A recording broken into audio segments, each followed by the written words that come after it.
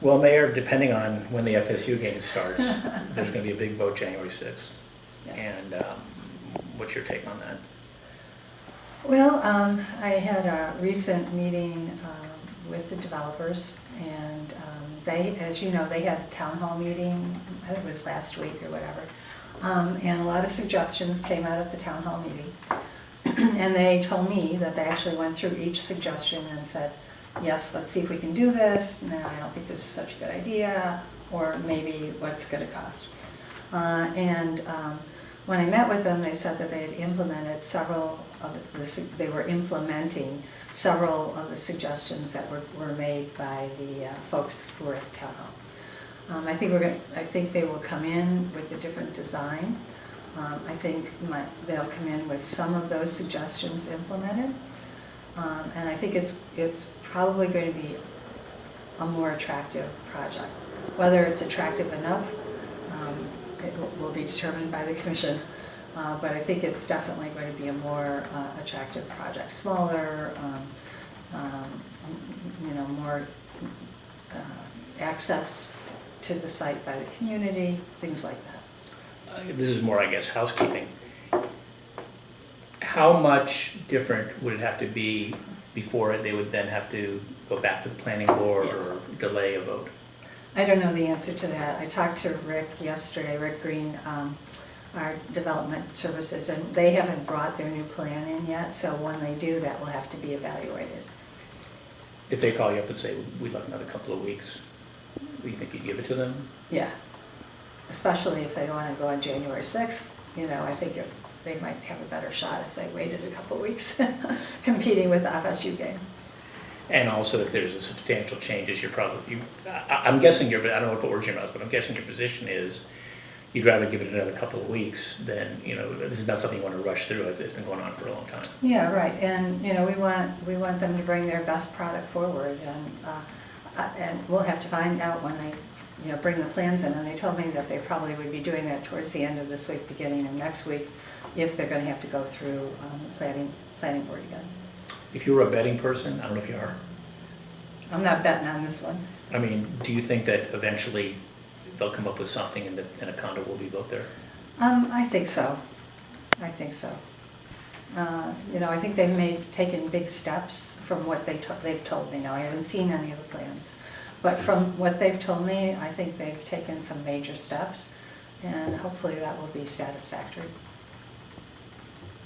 And just so I'm clear, to be determined is whether the changes are significant enough to warrant going back to the planning board and then 2 votes before the city commission. Is that what you're talking about? Well, at the last meeting, they were directed to, we decided not to vote. We decided to continue it until January 6th and ask them to go and meet with the neighbors and listen more to what the neighbors have to say and see if they can incorporate some of the suggestions from the neighborhoods into their plan.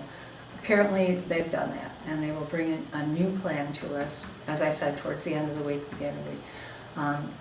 We will have to then determine if it has to go back to the planning board. If it's like the proposal that went to the planning board, they won't have to go back again. If it's very different, they will. If they don't have to go back, they're scheduled for a January 6th commission meeting to take the second vote. Commission's already taken the first vote, to take the second vote. If they choose to continue it, it will be January 20th when the commission will take the second vote. So we'll see. Well, didn't they already take the first vote? They took a first vote, yeah. So if they come to January 6th and it's out on the table, that could be the night that they... Yeah, whenever they decide to come will be the second. If they don't have to go back to the planning board, they've already had a first vote, the night they bring it will be the second vote. If they have to go back to the planning board, it starts all over again. Right. Christmas curfew. This is on the website, I guess. Can you tell me about that? Is this something that has been done before? Our history has been that on Christmas Day at night, there have been a lot of antics that occur at City Place, and some not so playful. We've had problems there. So last year, and I believe last year was the first year we did it. We instituted a 9 o'clock curfew, and it made a tremendous difference. And so we've done it again this year. And it's going to be 9 o'clock or 10 o'clock or? I think it's 9, but we can double check that before you leave. Pretty sure it's 9. And so this was police department doing this, is that right? Correct. It was initiated by the police department. And by City Place. You know, a couple of years ago, City Place people came to us, and of course our police were already aware that there were lots of problems on Christmas Day. And so we tried to figure out how to address that. And that's when we changed the curfew for that day till 9. And this is a curfew citywide, or just in certain areas? It's a downtown curfew. Just a downtown curfew. Okay. And so is it just people, so they're done with their holiday celebrations and just have too much energy? It's mainly young people. Obviously, that's why we have the curfew, because those are the people we can affect. But it's mainly young people who, as you said, are, you know, home and the festivities are over with, and they come to City Place and misbehave.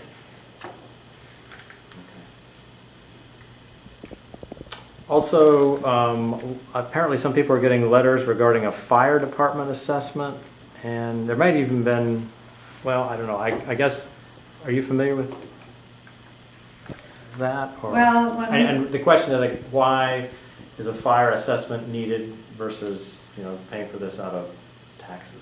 Well, you're about 6 months late on that. Okay. All right. There was a point that we were considering increasing our fire assessment. We've had a fire assessment for a number of years of $25. When we were going through our budget development, one of the alternatives we looked at was to increase the fire assessment.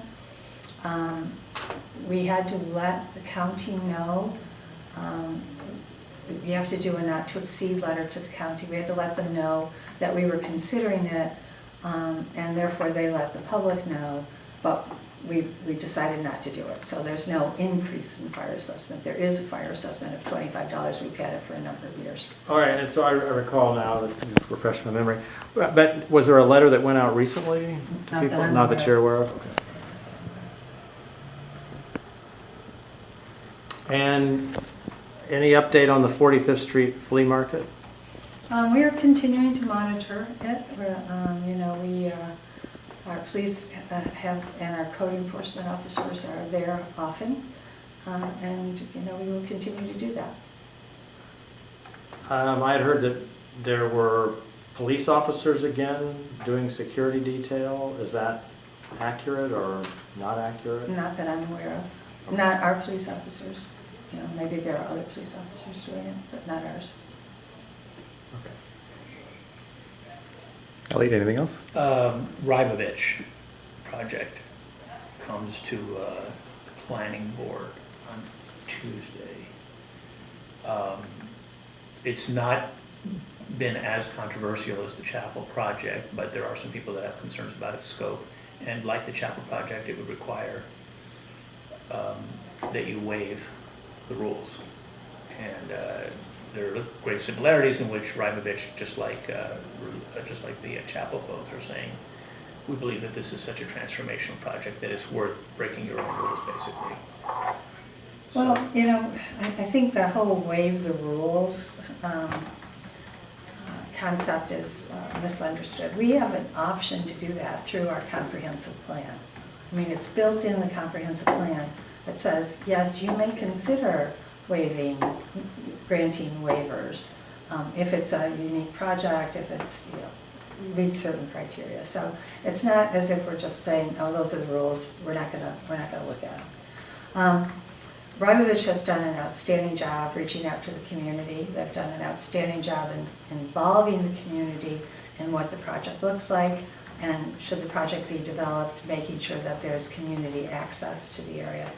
The last couple of days I've received a couple of emails from neighborhood organizations in the North End that have basically said, we support this project, but the devil's in the details. And we in the city are taking the same stand. Our planning department postponed Rybovich from coming forward to the planning department when they wanted to, because all of the details weren't cleared up to us, and we still had some concerns about some of the things. So Rybovich and our planning department and the neighbors meet on a regular basis. They meet at least monthly and maybe bi-weekly, I can't recall. But there's a group of neighbors who meet with our planning department and Rybovich in a meeting together. And then I meet with them on a monthly basis. So they're very tied into what's going on. They're very involved. You know, do there continue to be some concerns? Yeah, we're looking at traffic and things like that.